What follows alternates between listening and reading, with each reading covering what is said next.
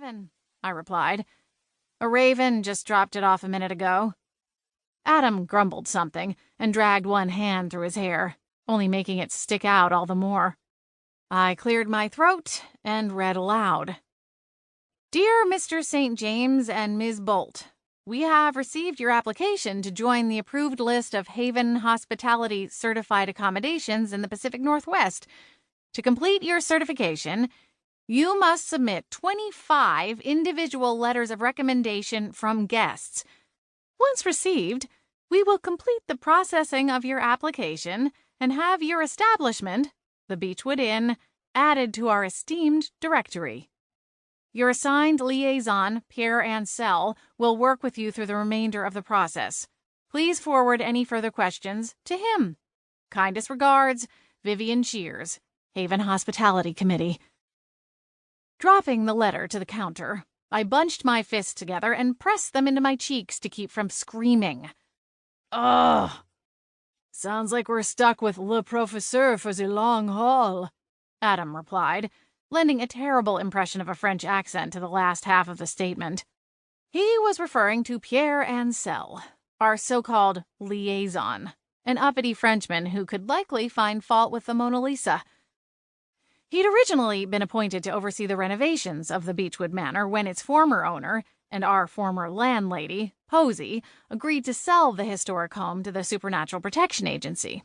The SPA hired Pierre to kick out its current tenants, aka us, and turn the building into an inn, the profits from which would go to the agency. Things took a dramatic turn for the South when Pierre showed up with a sledgehammer-happy crew of construction workers. When the walls came down, Posey threw an epic ghost fit and nearly leveled the place. Posey rescinded her agreement with the SPA, prompting Adam and me to swoop in and make an offer to buy the property ourselves. What we hadn't realized at the time of signing was that the SPA kept some of their power over the project. They didn't own the property, but we would still need to work in partnership with them if we wanted to keep our current roommates/tenants and help in security screenings for future guests. As part of the deal, they saddled us with Pierre to help us work through the rest of the renovations and paperwork. So far, he'd provided us with mountains of feedback, none of it positive, and generally proved to be a pain in the rump. 3 days ago, we'd checked off the last task on his mile-long preparation spreadsheet and assumed we'd finally be able to bid him au revoir. Or not. How do they expect us to get 25 letters of recommendation if they won't include us in any promotional materials until we do?